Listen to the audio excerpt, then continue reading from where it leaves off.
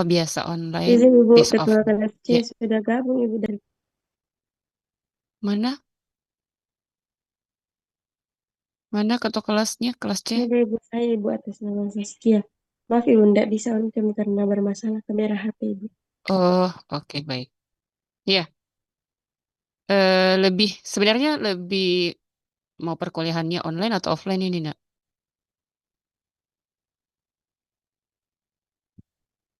Halo,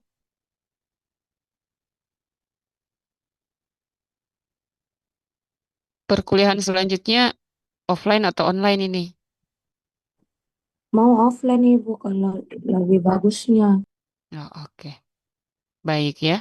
Jadi kita upayakan minggu depan eh, pembelajarannya offline, gitu ya? Iya Ibu. Ya, oke, baik.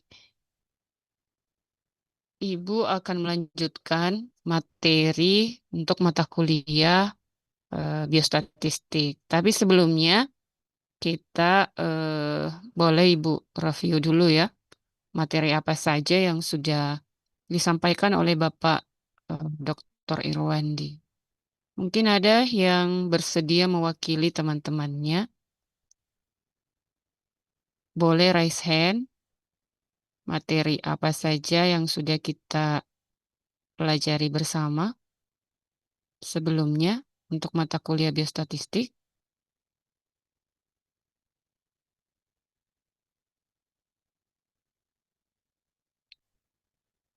Oke ya, silahkan Venisa. Oke, baik Ibu. Untuk materi yang sudah kami pelajari itu, yang pertama ada konsep dasar statistik dan data. Kemudian yang kedua itu menghitung statistika deskriptif, yang dimana kita di dalamnya itu mencari frekuensi, distribusi frekuensi, ukuran tendensi sentral, dan ukuran penyebaran. Kemudian untuk materi yang ketiga yaitu tata letak, yaitu mencari median untuk data tidak berkelompok, cara mencari median data berkelompok, kuartil, desil, dan presentil. Kemudian untuk kecondongan atau squeeness dan keruncingan atau kurtosis. Kemudian materi selanjutnya yaitu tentang hipotesis dan estimasi, dan materi yang terakhir yaitu metodologi penelitian dan uji hipotesis. Terima kasih, Ibu. Oke, baik.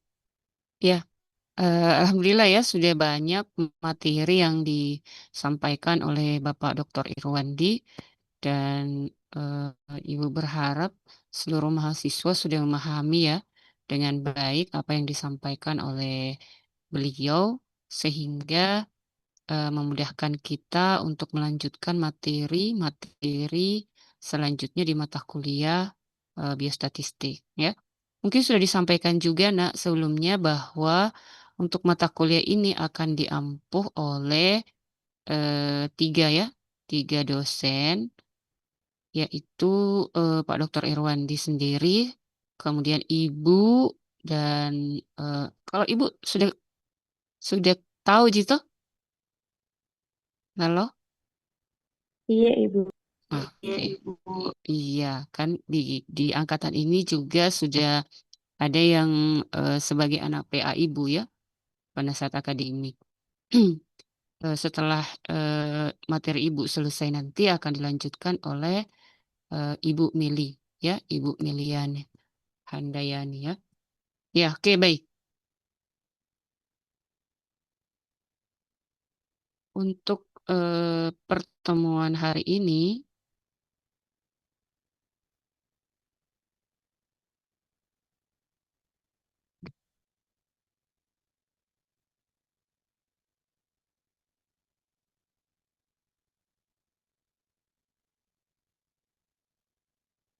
kelihatan? Iya Sudah Ibu. Iya kelihatan Ibu. Ibu. Oke, baik. Ya, jadi untuk pertemuan hari ini kita akan membahas tentang statistik parametrik dan statistik non parametrik. Tadi temannya sudah menyampaikan bahwa di awal sudah dijelaskan tentang konsep daripada statistik, ya. Jadi pastinya sudah paham apa itu statistik. Nah, lebih untuk hari ini kita akan membahas tentang apa itu statistik parametrik dan apa itu statistik non-parametrik. Jadi statistik kalau berdasarkan tujuan analisisnya ya, eh, maka statistik itu dikenal ada yang disebut statistik parametrik dan non-parametrik. Ya. Nah, untuk capaian pembelajaran atau indikator ya, untuk pertemuan kita hari ini, diharapkan setelah selesai kita pertemuan hari ini, mahasiswa itu eh, mampu pertama menjelaskan, sorry ya ada salah ketik ini, menjelaskan pengertian ya dan penggunaan statistik parametrik dan non parametrik ya. Artinya bahwa mahasiswa sudah harus mampu menjelaskan apa itu statistik parametrik, apa itu statistik non-parametrik, dan apa kegunaannya atau kapan kita menggunakan statistik parametrik dan non-parametrik.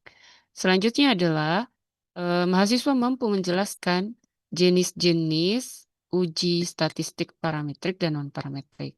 Ya, artinya yang mana yang masuk menjadi eh, statistik parametrik dan yang mana uji untuk statistik non-parametrik. Selanjutnya adalah di pertemuan hari ini kita juga akan membahas tentang uji normalitas. Ya, kenapa ini menjadi penting? Karena pada dasarnya uji normalitas itu menjadi salah satu prasyarat untuk statistik parametrik. Gitu ya.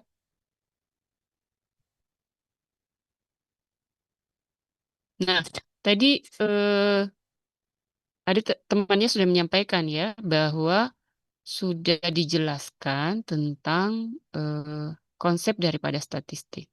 Apakah sudah disampaikan tentang statistik deskriptif dengan statistik inferensial? Halo,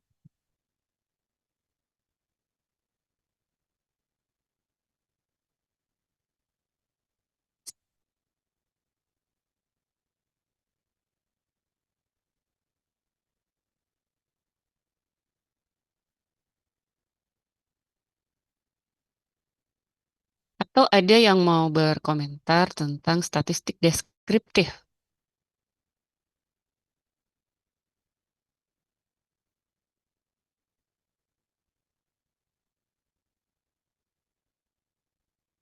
Halo,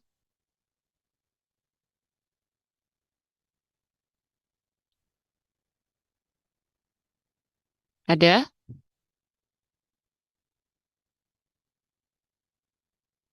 Oh iya, silakan. Siapa nih? Akila Rifkah. Baik, Ibu, terima kasih.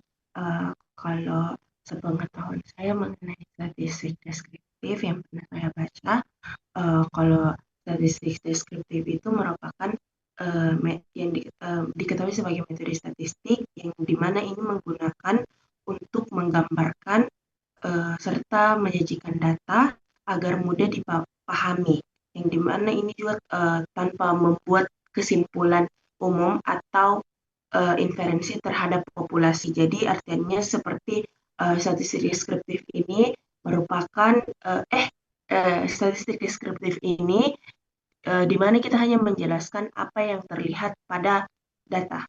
Mungkin itu saja, Ibu. Terima Ya, oke. kasih. Baik, terima kasih ya Akila Rifkah. Ada lagi yang lain?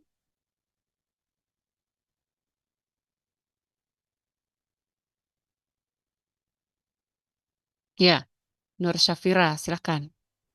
Baik, Bu, terima kasih. Seperti yang diajarkan oleh Bapak Irwandi sebelumnya, jadi statistika deskriptif adalah berkenaan dengan pengumpulan, pengolahan, dan penyajian sebagian atau seluruh data pengamatan untuk memberikan informasi tanpa pengambilan kesimpulan. Dan untuk statistika inferensi yaitu setelah data dikumpulkan, maka dilakukan berbagai metode statistik untuk menganalisis data dan kemudian dilakukan interpretasi serta diambil kesimpulan. Statistika inferensi akan menghasilkan generalisasi jika sampel representatif. Itu saja, Bu. Terima kasih. Oke, baik. Terima kasih ya. Kalau Nur Safira tadi sudah malah menjelaskan deskriptif dengan inferensi, ya, inferensialnya. Oke, ya. Kita lihat ya, jadi kurang lebih sama yang disampaikan teman-temannya tadi, dua temannya. Ibu, Ibu percaya ini semuanya sudah paham ya. Ibu mengulang kembali saja supaya memudahkan kita juga untuk memahami lagi tentang statistik parametrik dan non-parametrik ya. Jadi kalau berdasarkan tujuan analisisnya, statistik itu ada statistik deskriptif dan inferensial. Ya, kalau tadi temannya menyampaikan bahwa kalau statistik deskriptif itu menggambarkan ya, menggambarkan keadaan datanya ya, tanpa ada kesimpulan generalisasi yang sifatnya lebih luas. Ya, jadi digunakan untuk menggambarkan atau menganalisa karakteristik data, di mana data itu bisa saja hasil penelitian ya, tetapi tidak membuat kesimpulan yang lebih luas atau generalisasi ataupun inferensial ya. Kenapa? Karena itu yang disebut dengan dari kata deskriptif, mendeskripsikan gitu ya, menggambarkan keadaan daripada data. Nah, kalau keadaan daripada data yang digambarkan, maksudnya adalah misalnya kita punya satu set data yang digambarkan itu boleh terkait dengan misalnya kalau datanya kuantitatif ya, eh, berapa rata-rata misalnya ya. Kalau misalnya tentang data kunjungan pasien, berapa rata-rata kunjungan pasien dalam satu hari gitu ya. Nah, itu deskriptif. Kita mendeskripsikan, menggambarkan suatu set data, ya. Atau misalnya contoh lain, berapa waktu tunggu, ya, waktu tunggu pasien misalnya di poli gigi misalnya, ya. Jadi berapa rata-rata waktu tunggu di poli gigi. Nah, itu menggambarkan waktu tunggu hanya di poli gigi, tapi tidak menggambarkan waktu tunggu di poli yang lain, misalnya poli anak, ya. Jadi kalau deskriptif menggambarkan keadaan data satu set data tertentu, ya.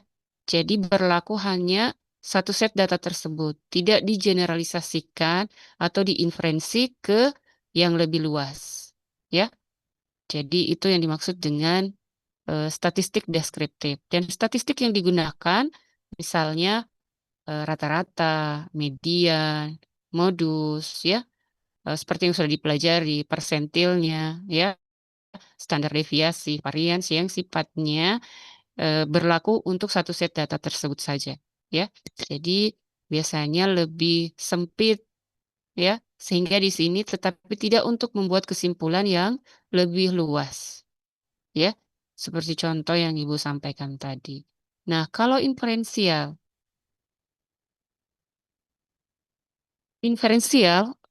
suatu proses atau prosedur penarikan kesimpulan, ya, kesimpulan yang didasarkan pada data yang diperoleh dari observasi pada sampel, ya. Jadi namanya inferensi, mengeneralisasikan, ya. Berarti statistik yang digunakan adalah statistik untuk membuat kesimpulan secara general atau yang lebih luas, ya, atau yang lebih luas. Nah, biasanya maka ada yang disebut dengan populasi, ada yang disebut dengan sampel, di mana kita hanya mengukur sampelnya, ya, kemudian itu bisa diinferensi, digeneralisasikan ke wilayah populasinya, ya. Nah, misalnya sebagai contoh ya, Misalnya kita ingin mengetahui tingkat kepuasan ya, kepuasan pasien terhadap pelayanan di satu institusi kesehatan. Ya, nah kita mengambil hanya beberapa pasien yang kita ukur, ya. Kemudian hasilnya itu kita bisa generalisasikan ke seluruh pasien yang berkunjung ke institusi kesehatan tersebut.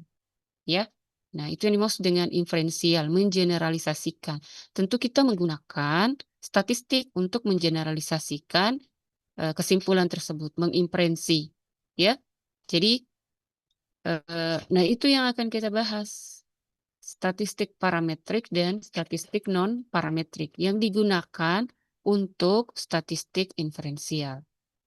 Ya, kenapa? Karena kita membutuhkan statistik untuk mengeneralisasikan tadi, untuk mengukur sampelnya saja, tapi kesimpulannya bisa diyakini berlaku untuk populasi secara keseluruhan.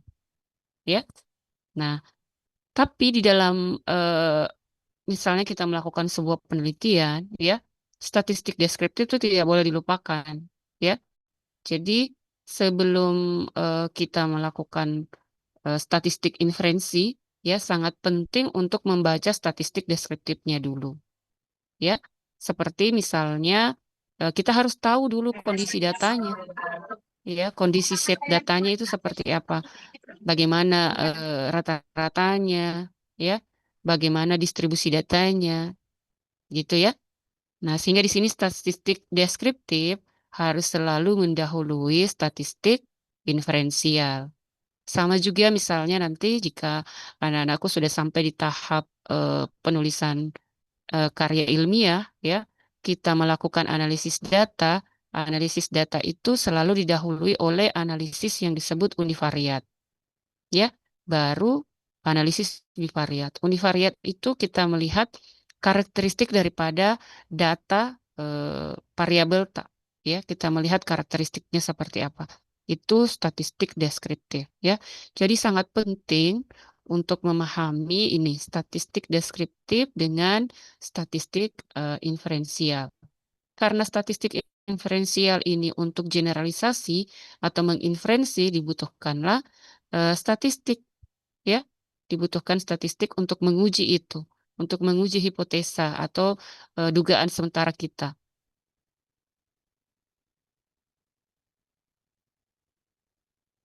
Ya,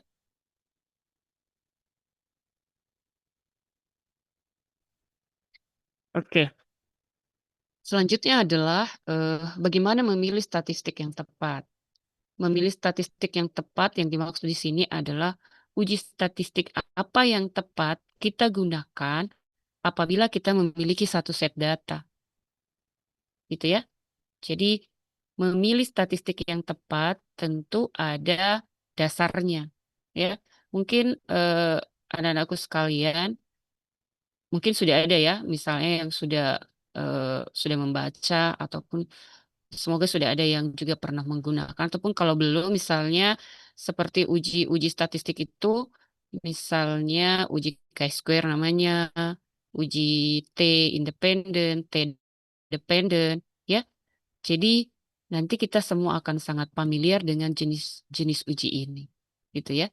Nah, mungkin ada yang ambil jurusan administrasi kesehatan berharap tidak belajar lagi statistik. Ada enggak yang seperti itu? Ada.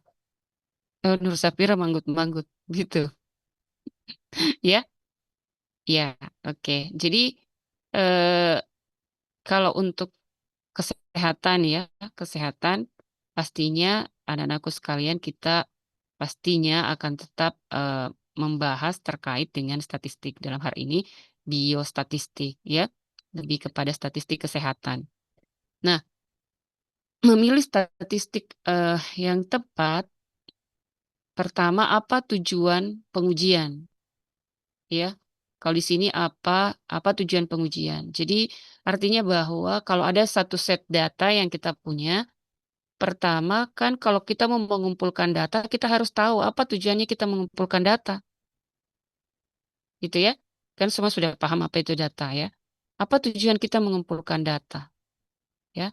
Jadi sama ini apa tujuan pengujian kita? Kalau tadi sudah dengan jelas disampaikan perbedaan antara statistik deskriptif dengan statistik inferensial, maka apa tujuan pengujian? Apakah tujuannya menggambarkan? Apakah tujuannya menguji perbedaan? Apakah tujuannya untuk menilai korelasi? Ya, korelasi pengaruh gitu ya. Nah, kemudian tentu ini akan berbeda uji statistik yang akan digunakan. Berbeda kalau tujuannya menggambarkan, berbeda kalau tujuannya melihat perbedaan, berbeda kalau tujuannya untuk mengetahui korelasi, ya, pengaruh. Nah, bila untuk menguji perbedaan, ada berapa kelompok sampel yang akan diuji, ya. Jadi ada istilah satu sampel, satu kelompok sampel, dua kelompok sampel, atau lebih daripada dua kelompok sampel. Ya. Nah, kalau misalnya, ibu ini mengumpulkan data untuk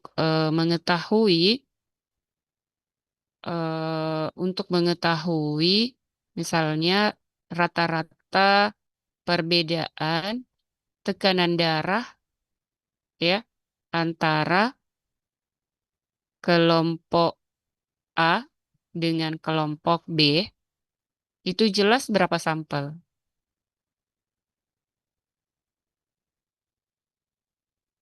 Halo?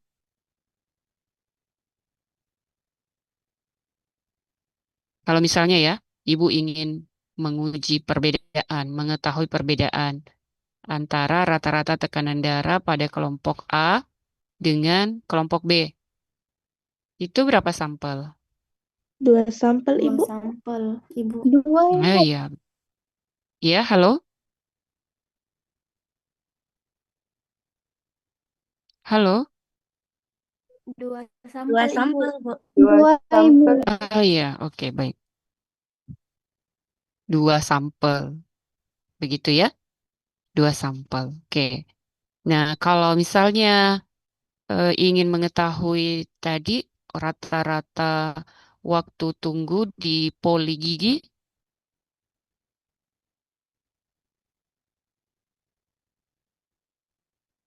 halo? Rata-rata waktu tunggu di poli gigi, misalnya 15 kita ambil 15 sampelnya, sampel. satu sampel atau dua sampel? 1 sampel, Satu Ibu. sampel, Ya, Ibu. oke. Satu sampel. Ini bukan jumlahnya ya. Ini kelompoknya. Oke. Karena di sini bila untuk menguji perbedaan, ada berapa kelompok sampel yang akan diuji. Kenapa itu menjadi penting? Karena berbeda juga nanti uji statistik yang digunakan untuk satu sampel, dua sampel, atau lebih daripada dua sampel. Begitu ya. Nah, jadi ini penting untuk kita pahami. Kemudian, bila untuk uji perbedaan lagi ya, apakah kelompok berasal dari satu populasi yang sama atau kelompok yang independen. Ya, nah ini dipahami baik-baik. Apakah kelompok ini berasal dari satu populasi yang sama atau kelompok yang saling independen? Ya, nah yang mana yang dimaksud dengan satu populasi yang sama? Contoh, misalnya tadi, ya, kita ingin mengetahui rata-rata tekanan darah ya misalnya sebelum mengkonsumsi herbal ya herbal A misalnya ya kita ukur tekanan darahnya kemudian setelah mengkonsumsi herbal A tersebut kita ukur lagi tekanan darahnya ya nah itu yang disebut satu populasi yang sama ya oke jadi sebelum dan sesudah ya. Tapi tetap dua kelompok sampelnya karena yang data sebelumnya dan data setelahnya, ya. Nah, kemudian yang mana kelompok yang saling independen, Yang saling independen artinya tidak saling berhubungan, ya. Nah, contohnya ingin mengukur tadi, apakah ada perbedaan antara tekanan darah pada kelompok A dengan kelompok B. Jadi bukan sebelum dan sesudah. Begitu ya. Nah, ini juga penting untuk dipahami karena berbeda nanti uji statistik yang akan digunakan. Gitu ya. Nah, kemudian apa skala pengukurannya? Skala pengukurannya apakah nominal, ordinal, interval atau rasio. Ya. Nah, jadi ini semua harus dipahami untuk menentukan uji statistik apa yang tepat untuk kita gunakan. Apakah parametrik atau non-parametrik, di mana parametrik ini masih terbagi lagi. Ada contoh-contohnya, bukan terbagi ya. Ada contoh uji statistik yang termasuk dalam statistik parametrik. Dan ada uji statistik yang masuk dalam statistik non-parametrik. Gitu ya. Sampai di sini bisa dipahami nah ya. Oke. Nah, selanjutnya kalau ini Ibu percaya juga insya Allah sudah dipahami dengan baik ya. Ibu mengulang saja. Jadi yang mana itu yang dimaksud variabel kategorik dan yang mana yang dimaksud dengan variabel numerik ya.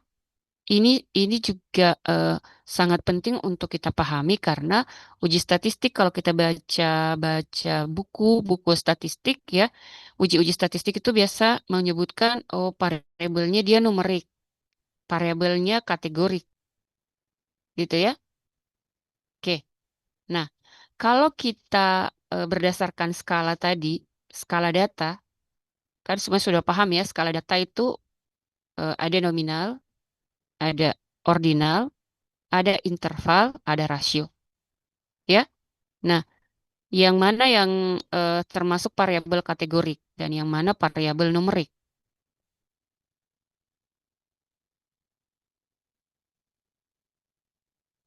Selain Venisa yang lain. Oke, Tirta. Silakan, Nak. Baik, Ibu, ya, jadi yang termasuk itu variabel kategorik itu skala nominal dengan skala ordinal.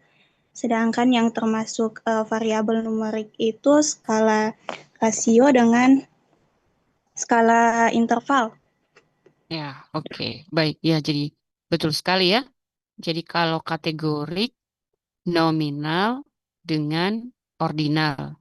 Kalau numerik itu skala interval dan rasio.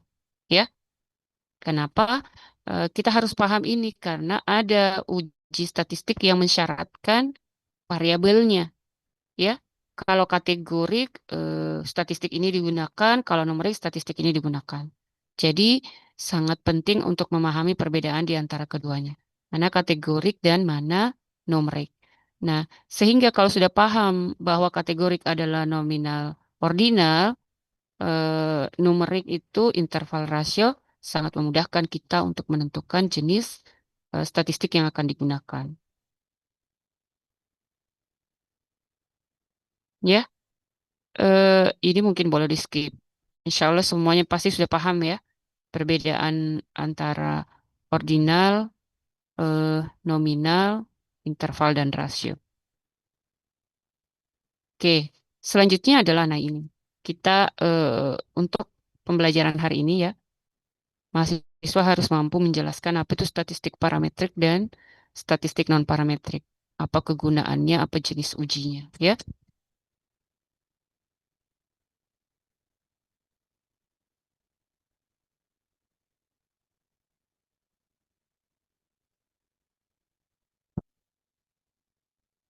Jadi statistik eh, parametrik adalah statistik yang digunakan untuk menguji hipotesis yang variabelnya terukur, digunakan untuk menguji data dengan sebaran data normal.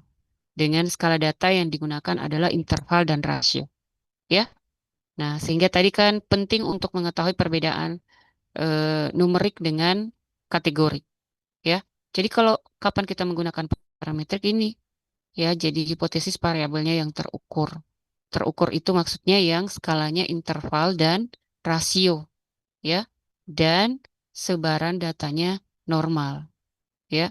Sebaran data normal. Sebentar kita akan membahas apa yang dimaksud dengan data terdistribusi normal, ya. Nah, kemudian variance data kalau untuk dua kelompok, ya, tidak mutlak variance-nya harus sama, tapi jika lebih daripada dua kelompok, maka itu eh, harus sama variance-nya. Nah, contoh-contoh uji parametrik, uji Z, uji T, Pearson, ANOVA, ya. Keunggulan daripada statistik parametrik adalah hasil uji statistik terhadap populasi tajam. Artinya bahwa kita, hasilnya, ya, hasil daripada statistik parametrik ini lebih valid begitu, lebih akurat, ya. Kenapa? Karena memenuhi asumsi datanya adalah numerikal, ya, interval rasio, kemudian datanya terdistribusi normal, ya. Artinya datanya itu tidak ada sebaran data yang outlier, maksudnya yang ekstrim, ya. Data itu mengumpul di eh, mendekati minnya, mediannya atau modusnya, ya. Nilai rata-rata daripada satu set data tersebut, ya. Nah, sehingga sangat di sangat tajam, ya, atau akurat hasilnya kalau kita menggunakan statistik parametrik, ya.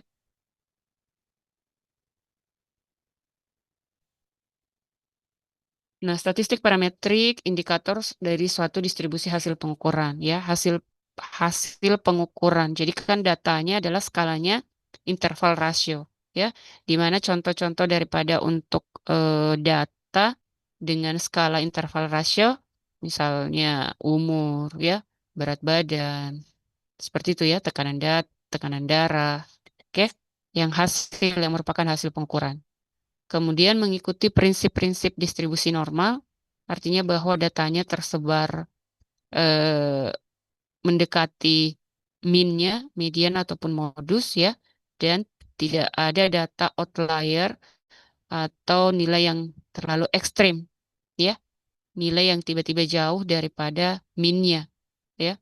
Maksudnya misalnya kalau rata-rata misalnya tekanan darah untuk mahasiswa, ya, yang angkatan 2025, ya, itu 120/80. Berarti masih pada kategori normal, ya. Di sini semua semua rajin periksa tekanan darah. Tidak, Tidak, Ibu. Tidak, Ibu. tidak, Ibu. Saya tidak tahu Ibu berapa tekanan darahku, Ibu. Aduh, ya, harus rajin memeriksa, ya. Meskipun banyak banyak alasan, saya masih muda, Bu. Normal gini tekanan darahku.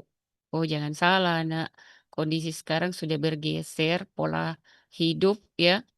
Eh, Kemarin malah ada keluarga ibu masih umuran seperti angkatannya kita, kolesterolnya sudah hampir 200-an lebih, ya, di atas normal. Padahal usianya juga masih muda, ya. Biasanya kan tekanan darah tinggi, kolesterol tinggi karena berada pada usia degeneratif, maksudnya sudah usia-usia di atas 40 tahun. Tapi sekarang sudah terjadi pergeseran karena pola hidup, pola konsumsi, gitu, ya. Oke, jadi distribusi normal, ya, artinya kalau kita punya satu set data, datanya itu mengumpul di mendekati yang rata-rata, nilai rata-ratanya. Tidak ada data yang ekstrem. Misalnya di dalam satu set data itu, misalnya ada 30 orang, rata-ratanya normal tekanan darahnya 1280/80 mm Hg. Tidak ada dari 30 orang itu yang tiba-tiba ada tekanan darahnya 180, ya, per 90. Ya, itu dimaksud dengan terdistribusi normal, ya, mengikuti prinsip-prinsip distribusi normal. Nah, syarat penerapan statistik parametrik. Pertama tadi distribusi sampel diambil dari distribusi populasi yang terdistribusi normal, ya. Jadi kalau untuk menggunakan statistik parametrik, syarat pertamanya adalah datanya terdistribusi normal.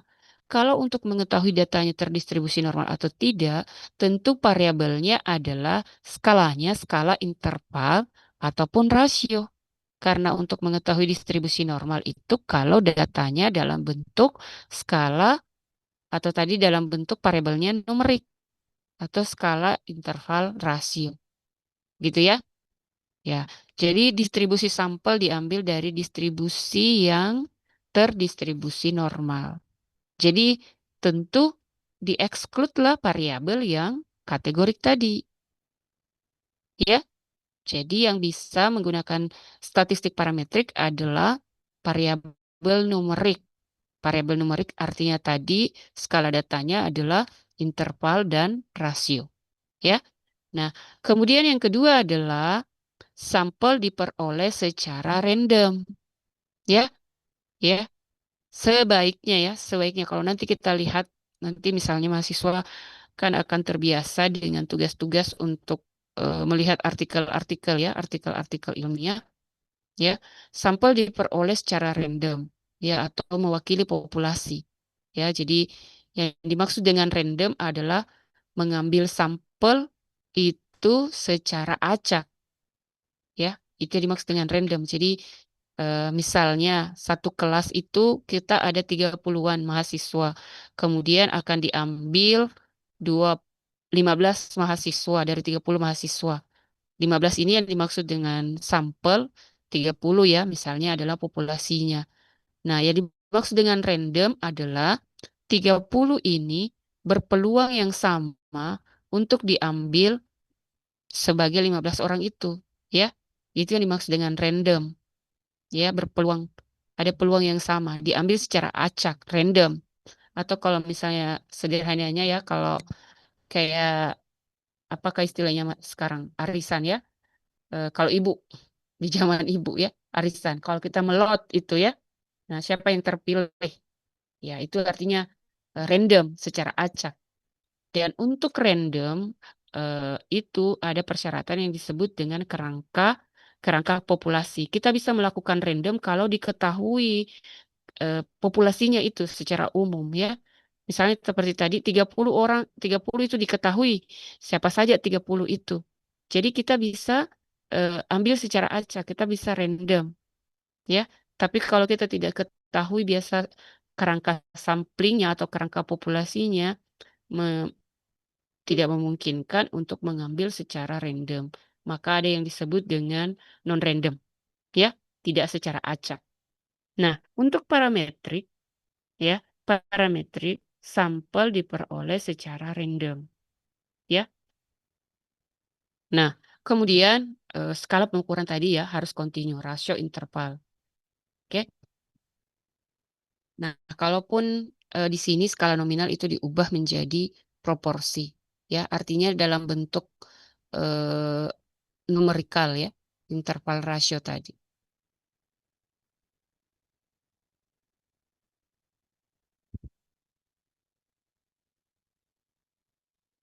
Selanjutnya adalah statistik non-parametrik.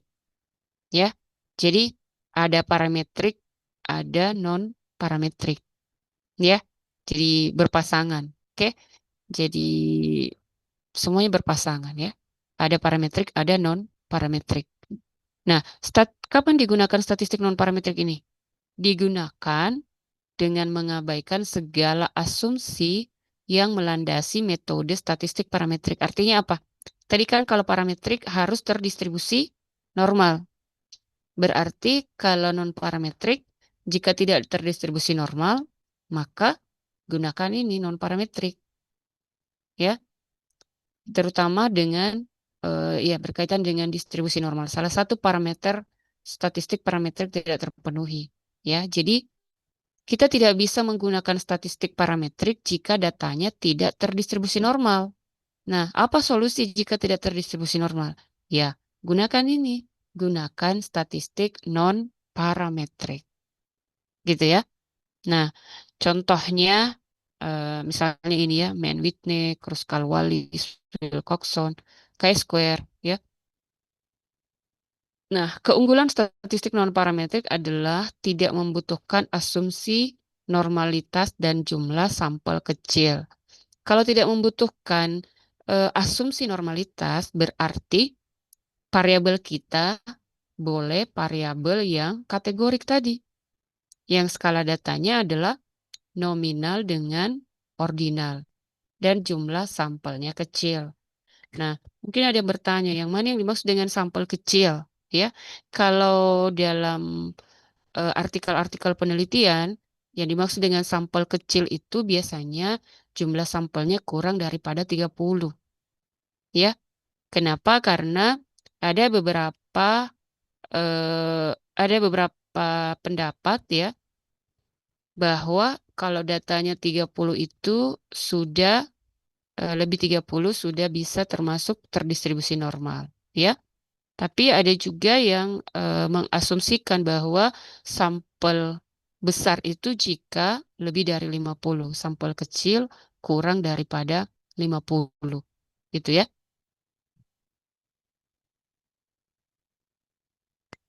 Sampai di sini bisa dipahami? Halo?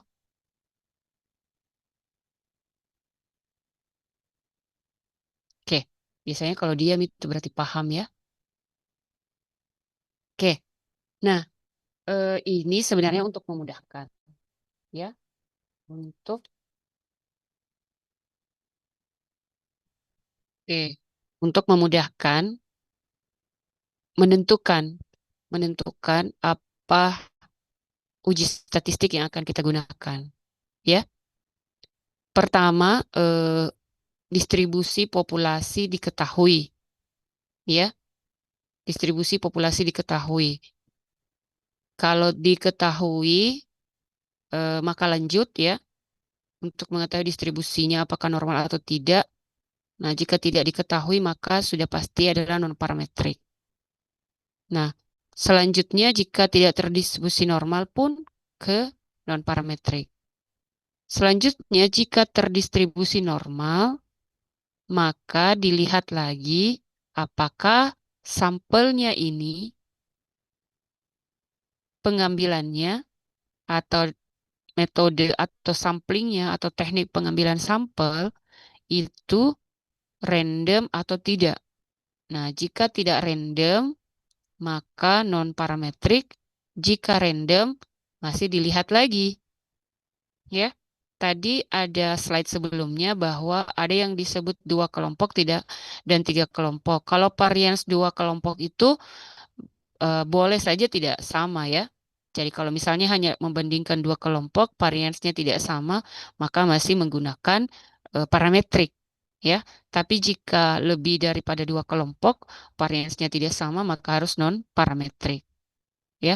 Kemudian skala pengukurannya interval rasio, jika iya berarti parametrik dan jika tidak berarti non-parametrik. Jadi ini sebenarnya untuk memudahkan kita mengetahui distribusi daripada satu set datanya, satu set data yang dimiliki ya. Misalnya ada satu set data, kita lihat dulu pertama. Pada dasarnya ya, kalau Ibu selama ini lihat dulu variabelnya apakah kategorik atau numerik ya. Lihat dulu datanya apakah numerik atau kategori. Nah, kalau numerik berarti kita lihat apakah terdistribusi normal atau tidak ya. Nah, kalau tidak terdistribusi normal maka sudah pasti tidak bisa menggunakan parametrik ya. Nah, ternyata ada juga yang mensyaratkan bahwa untuk menggunakan parametrik itu pengambilan sampelnya sebaiknya random ya, bukan non-random, bukan tidak acak. Begitu ya. Nah, selanjutnya adalah indikator atau capaian pembelajaran yang kedua tadi ya. Yang mana yang masuk uji statistik parametrik dan mana yang uji statistik non-parametrik. Ya, tabel ini mungkin sudah disampaikan juga sama Pak Irwandi ya. Halo, sudah ya?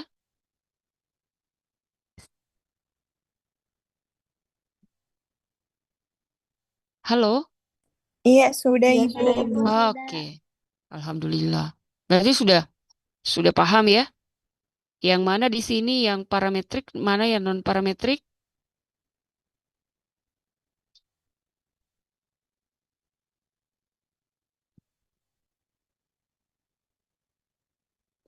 Halo?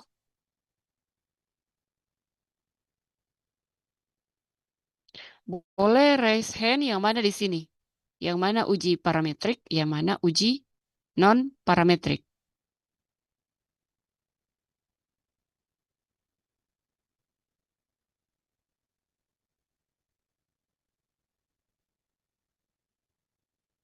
Halo? Nggak apa-apa, menebak-nebak juga tidak masalah, karena kita belum belajar.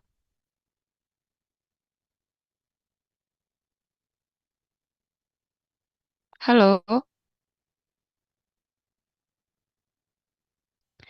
Tadi kalau parametrik, skala variabelnya apa, nak?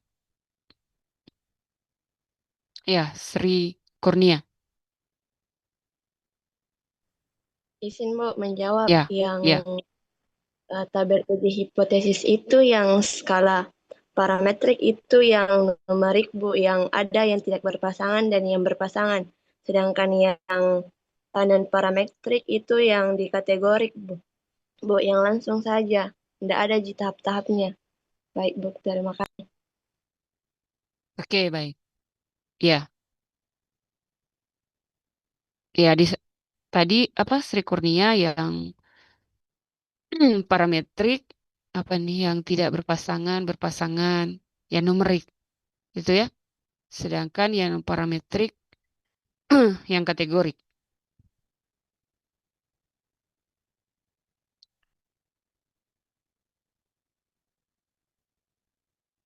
Ya, jadi mungkin juga sudah disampaikan ya dengan sangat jelas oleh Bapak Irwandi tentang tabel ini. Tapi yang Ibu ingin sampaikan adalah di sini memperlihatkan jenis uji atau yang mana yang termasuk uji statistik parametrik dan yang mana yang termasuk uji statistik non parametrik. Ya, jadi tadi syarat untuk menggunakan uji statistik parametrik pertama kan terdistribusi normal ya. Tapi kalau Ibu ini melihat variabelnya skala datanya apa? Ya, numerik. Jadi variabelnya numerik, artinya kalau numerik skalanya adalah interval rasio. Nah, di tabel ini kan jelas tertulis skala pengukurannya numerik, ya. Numerik ini ada yang dua kelompok, lebih dari dua kelompok, kemudian ada yang tidak berpasangan, ada yang berpasangan. Tidak berpasangan dengan berpasangan ini tadi yang Ibu jelaskan tentang kelompok, ya, kelompok sampel. Nah, yang di tabel ini semuanya dua kelompok. Tapi ada yang tidak berpasangan, ada yang berpasangan, ya. Nah, yang mana yang termasuk uji, ya. Jadi di sini adalah uji statistiknya, ya, nak. Uji statistik untuk statistik parametrik, yaitu uji T tidak berpasangan, one way ANOVA, uji T berpasangan, repeated ANOVA, dengan uji Pearson, ya. Jadi itu adalah uji statistik parametrik, ya. Tentu di pertemuan-pertemuan selanjutnya kita akan membahas penggunaannya, ya. Kapan kita menggunakan uji T tidak berpasangan? Kapan kita menggunakan berpasangan? Kapan one way ANOVA? Kapan repeated? Kapan Pearson? Ya. Nah, untuk hari ini kita ingin mengidentifikasi uji mana yang termasuk uji statistik parametrik. Jadi ini ya, yang termasuk uji statistik parametrik, ini uji T tidak berpasangan, uji one way ANOVA, uji T berpasangan, repeated ANOVA, dan uji Pearson. Ya. Kemudian, yang mana yang termasuk statistik non-parametrik? Tadi non-parametrik meniadakan asumsi parametrik ya. Asumsi parametrik kan adalah harus terdistribusi normal. Berarti jika tidak terdistribusi normal, digunakanlah uji statistik non-parametrik. Yang mana itu? Ya, yang Mann-Whitney, Kruskal-Wallis, Wilcoxon, ya, Friedman, Spearman, kemudian Somers, Gamma, ya. Jadi itu uji non-parametrik jika tidak terdistribusi normal. Tapi ada juga uji statistik yang memang kita tidak lihat apakah datanya terdistribusi normal atau tidak. Kenapa? Karena variabel tersebut adalah variabel kategori, di mana skala datanya adalah nominal ataupun ordinal, yang disebut dengan variabel kategori. Ya, maka uji yang digunakan adalah ini tadi, uji chi-square, uji Fisher, ya, Kolmogorov. Kemudian kalau berpasangan ada McNemar, ada Kohran, ada marginal homogeneity, ya, ada Wilcoxon bisa juga digunakan di sini. Ada juga uji Friedman, ya. Nah, ini jenis-jenis uji statistik parametrik dan non-parametrik, ya. Nah, perlu anak-anakku semua pahami bahwa ya dalam penggunaan uji ini ya biasa kita menggunakan software analisis data ya. Software analisis data bisa menggunakan SPSS, bisa menggunakan Stata, bisa menggunakan software lain untuk pengolahan data ya. Nah, jadi software ini tergantung daripada kita manusianya ya untuk misalnya mengklik daripada uji statistik yang kita gunakan. Jadi kita dulu yang harus paham persyaratan penggunaan uji tersebut ya. Jadi ada istilah kalau dalam statistik, kalau sampah yang kita masukkan maka yang keluar juga akan sampah ya. Artinya bahwa kalau kita salah mengidentifikasi data kita, tentu hasilnya juga tidak akan akurat. Ya, tentu bahwa tidak tepat kalau kita tadi menggunakan uji T tidak berpasangan, sedangkan data kita adalah data yang skala ordinal nominal atau variabel kategori. Begitu ya. Jadi sangat penting untuk memahami persyaratan daripada penggunaan uji statistik parametrik dan uji statistik non-parametrik. Ya, di tabel ini kelihatan mana yang statistik parametrik dan mana yang non-parametrik. Nah, penggunaannya nanti, kapan kita menggunakannya, itu akan kita bahas di pertemuan selanjutnya. Oke?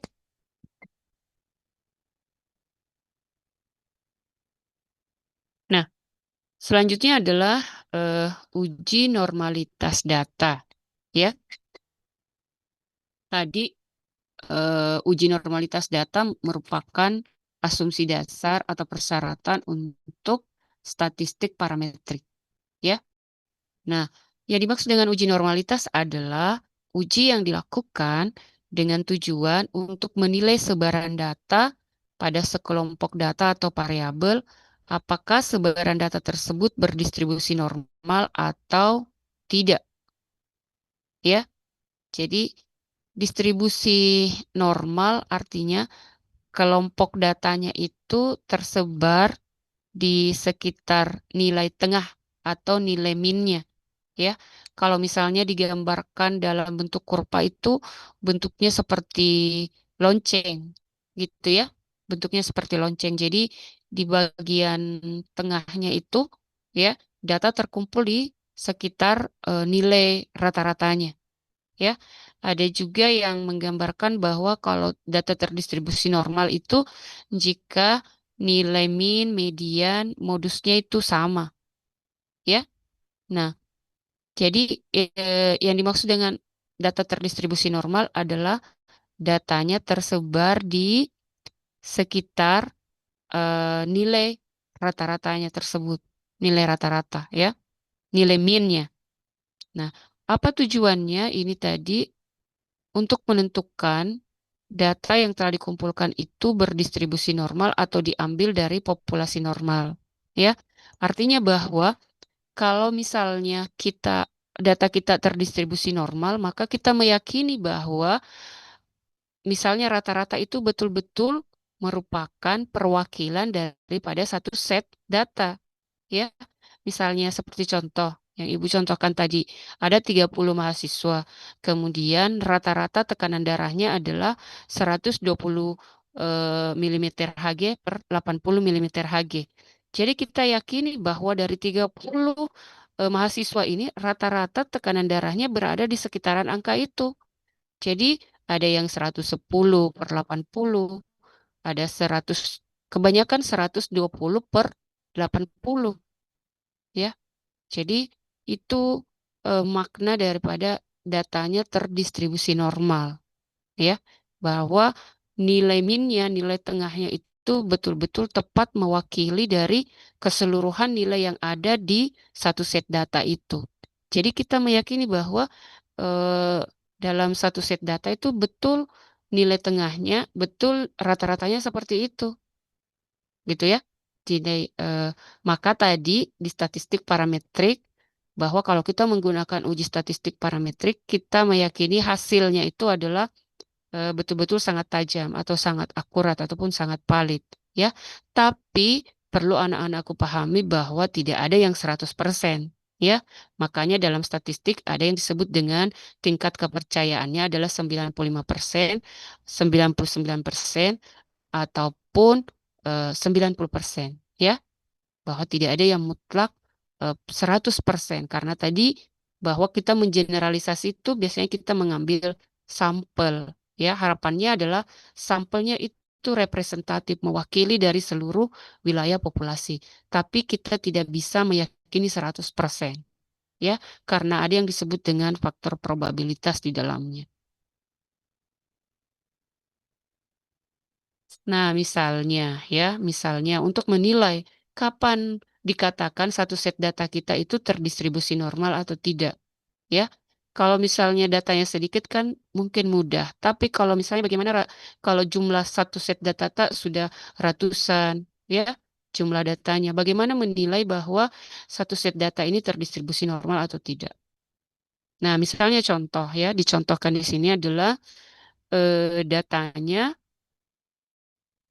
adalah umur, ya, mengukur umur. Berarti ini kan skalanya adalah skala rasio, ya. Berarti variabelnya adalah variabel numerik.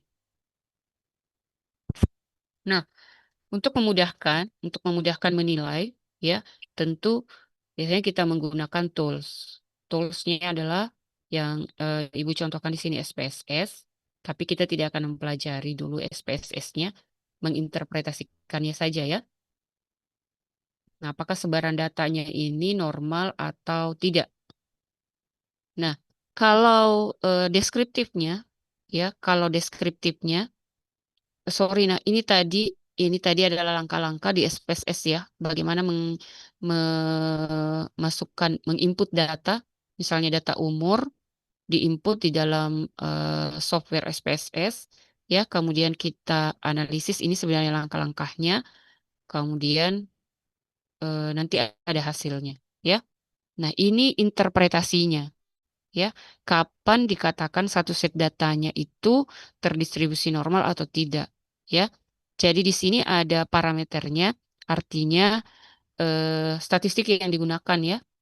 Parameternya ada koefisien varian, ya. Jadi jika nilai koefisiennya itu kurang daripada 30%, cara menghitungnya di sini standar deviasi dibagi dengan min kemudian dikali 100%. Ini sudah dipelajari, ya, menghitung standar deviasi kemudian rata-rata.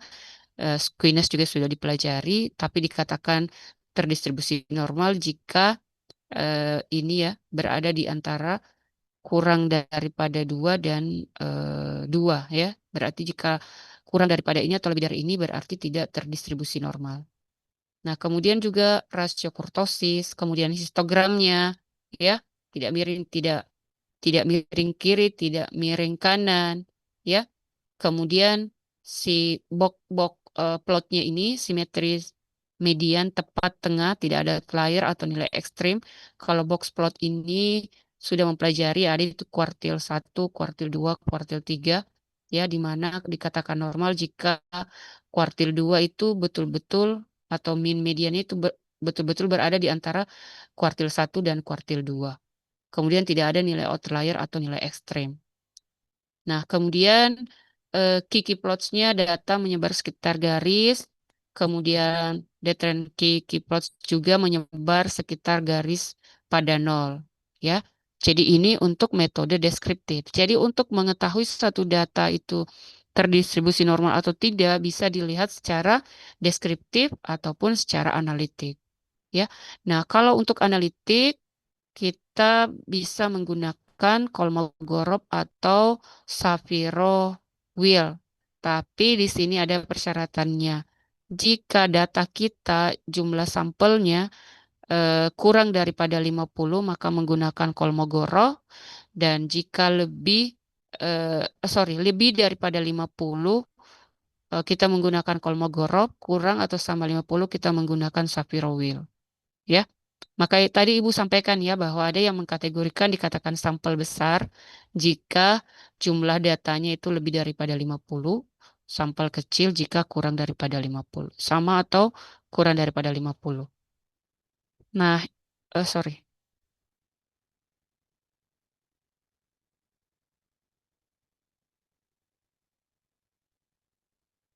Ya, ini tadi jika yang dilihat adalah koefisien variansnya. Ya, ini kan bisa dihitung, ternyata hasilnya 14,5%.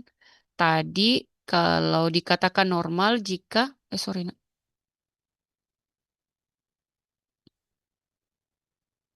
ya, eh, kurang daripada, lebih daripada 30%. Di sini sebaran data kurang daripada 30%. Ini 14,5% kurang daripada 30% berarti sebaran datanya normal. Ya.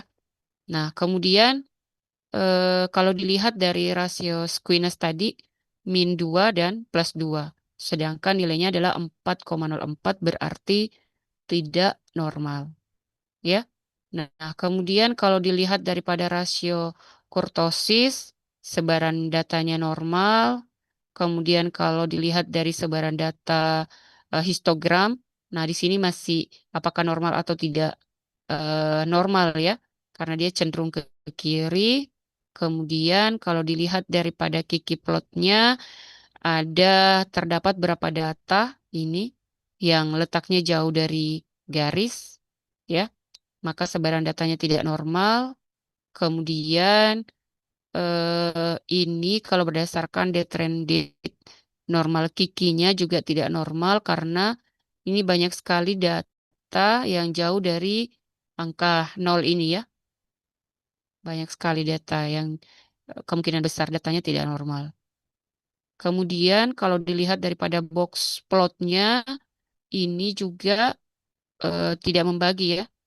Nilai ini tidak membagi antara Q2-nya atau median min-nya tidak membagi antara Q1 dengan Q3 ya. Jadi sebaran datanya tidak normal. Kemudian, nah itu tadi yang deskriptif. Nah, kalau untuk analitik tadi ada yang uji Shapiro dan uji Kolmogorov ya.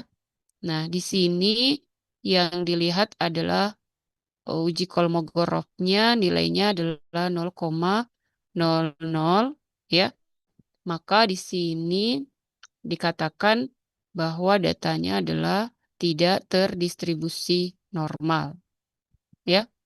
Nah, jadi di sini kalau kita lihat padahal satu set datanya sama ya. Ini set datanya sama, tapi menilainya berdasarkan deskriptif dan analitik.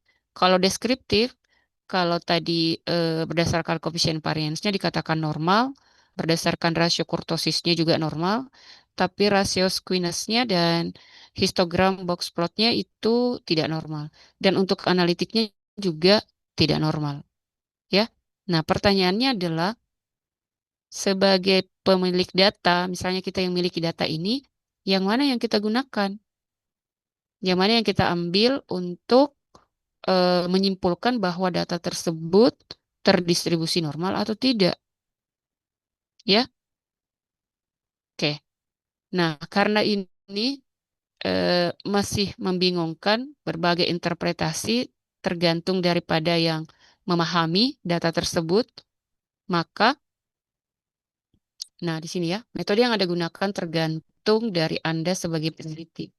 Mana yang Anda pakai? Anda tetap benar, akan tetapi harus konsisten. Ya.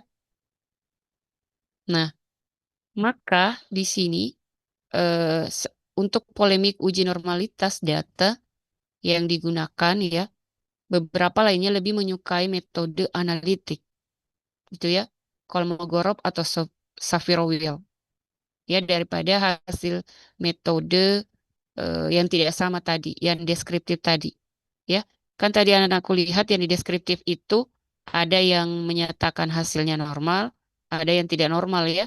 Tadi kan ada yang 2 normal dan selebihnya itu tidak normal. Untuk di deskriptif, harusnya kan semua konsisten ya. Nah, sedangkan kalau untuk yang analitik kan satu hasil itu menunjukkan bahwa tidak terdistribusi normal ya. Nah, sehingga beberapa menyimpulkan lebih menggunakan yang analitik tadi karena lebih sensitif hasilnya ya. Ya, jadi dibandingkan dengan menghitung nilai koefisien varians ya, dibandingkan itu metode histogram dan plus metode analitik yang lebih objektif ya kalau berdasarkan ini menguji normalitas data ya menggunakan metode histogram dan plots ya. Tapi kalau di beberapa artikel-artikel ilmiah kalau kita lihat ya yang sering digunakan adalah uji Kolmogorov-Smirnov ataupun Shapiro-Wilk yang digunakan untuk menentukan apakah hasil distribusi datanya itu terdistribusi normal ataupun tidak.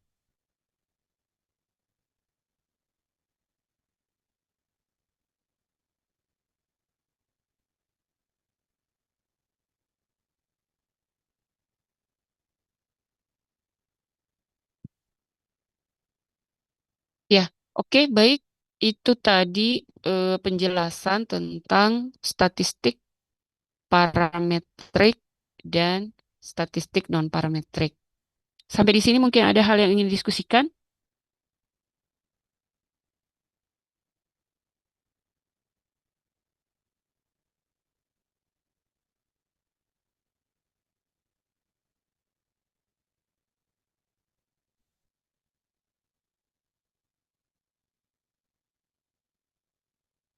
Oke, Alhamdulillah ya. Sepertinya sudah sangat jelas ya. Ini untuk pertemuan hari ini kita membahas tentang apa itu statistik parametrik, apa itu statistik non parametrik. Eh, tapi kan dasarnya, alhamdulillah, mahasiswa semua sudah paham, ya, karena sudah bisa membedakan yang mana itu deskriptif, statistik deskriptif, yang mana statistik inferensial. Nah, kemudian dalam statistik inferensial ini kita menentukan ujinya ya, apakah parametrik atau non parametrik, ya. Jadi eh, harapannya bahwa pertemuan hari ini anak-anakku sekalian sudah bisa membedakan ya kapan kita menggunakan uji statistik parametrik dan kapan kita menggunakan uji statistik non parametrik. Oke, karena tidak ada yang bertanya, artinya semua sudah paham, gitu ya. Kalau begitu, Ibu boleh menunjuk nih.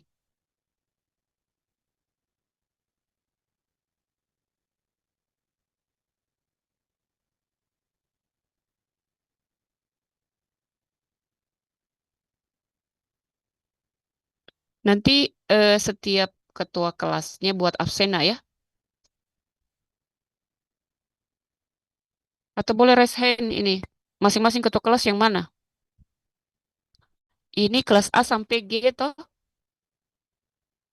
Oke, kelas A. Raisa. Oke. Kelas B.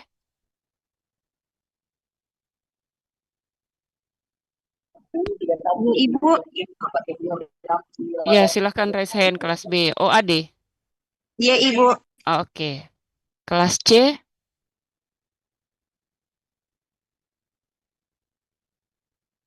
Mana tadi kelas C?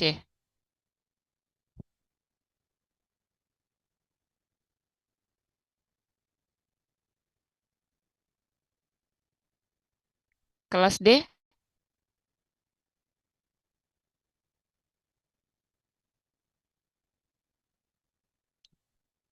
Mana ketua kelasnya kelas D, nak?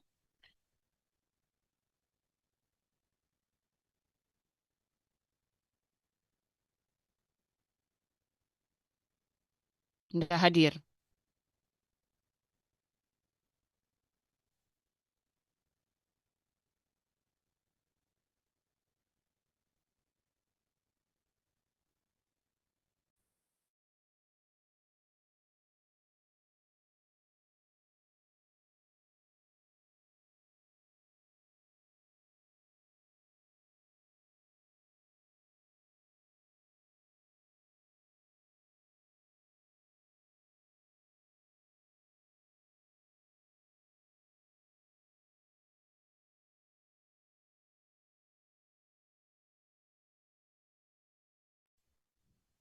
Izin Ibu mewakili ketua tingkat kelas D.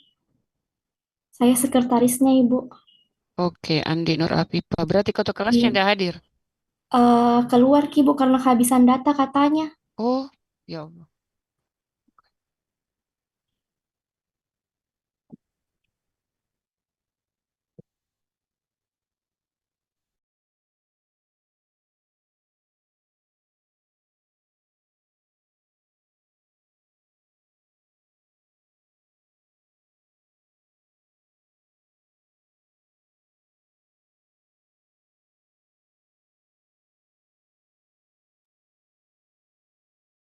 Oke, kalau kelas E,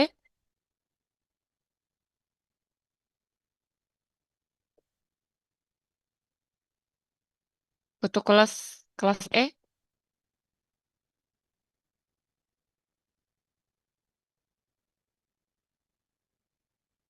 tidak hadir juga.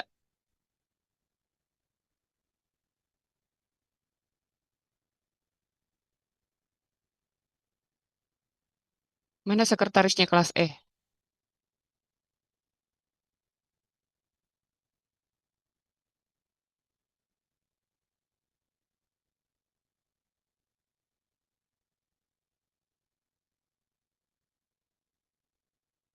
Kelas F?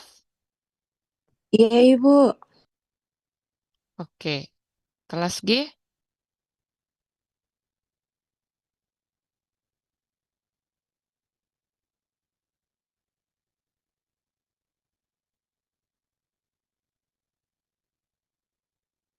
Kelas G juga nggak ada ketua kelasnya.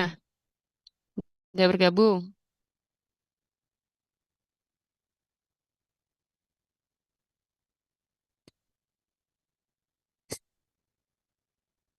Ya, nanti buat absen ya.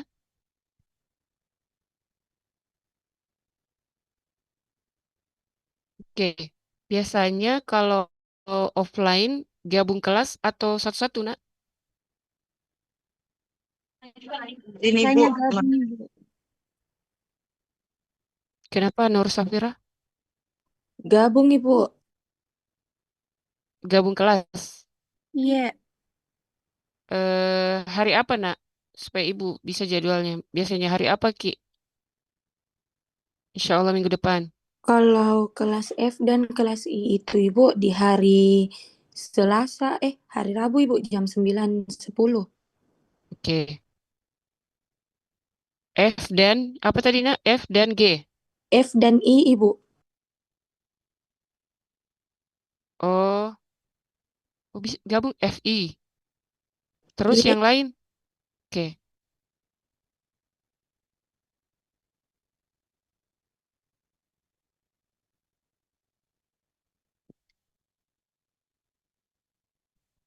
Kan BIOS, yang BIOS Ibu tanya ini, Nak. Yang BIOS Ibu tanya. Kan kalau BIOS itu kelasnya sampai kelas F ya? G ya? mohon maaf Ibu, bukan kelas I, Ibu, kelas D. Hmm. Ya, oke. F dan D. Selasa. Terus yang lain? Ini Bu Rabu kelas Ibu, Halo? kelas kelas B Ibu hari Rabu jam 1.30 sampai jam 3.10 Ibu. Sama kelas C Ibu. Oke, Rabu di Selasa Rabu. Terus yang lain?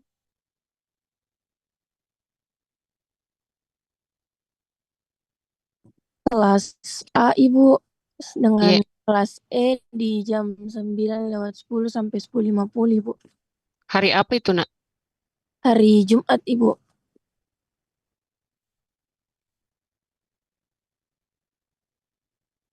Hari Jumat. Tadi Selasa Rabu. Kelas mana tadi lagi yang belum?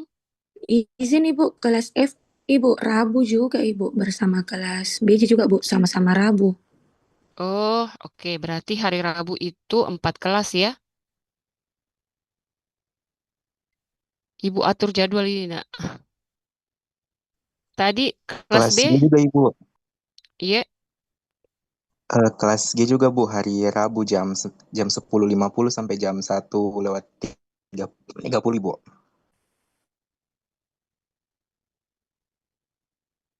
Oh, gitu. Tadi jadi hari Rabu ada berapa kelas ini, Nak?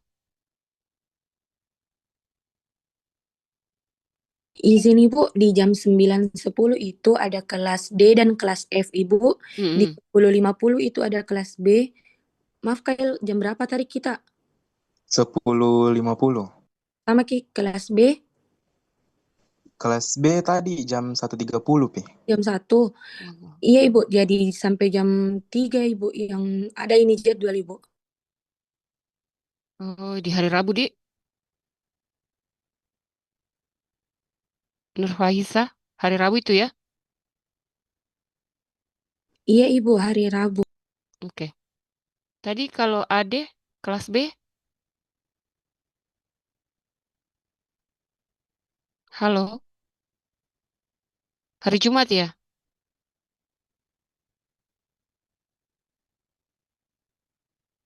Halo?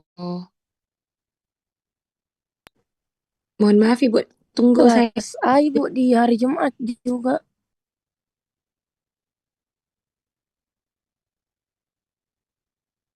Kelas A hari Jumat.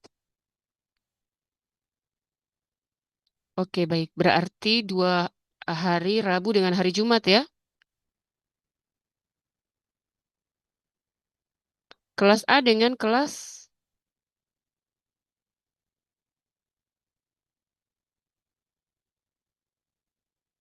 Oke, baik. Nanti kita atur waktunya. Insya Allah minggu depan kita pembelajarannya offline. Ya?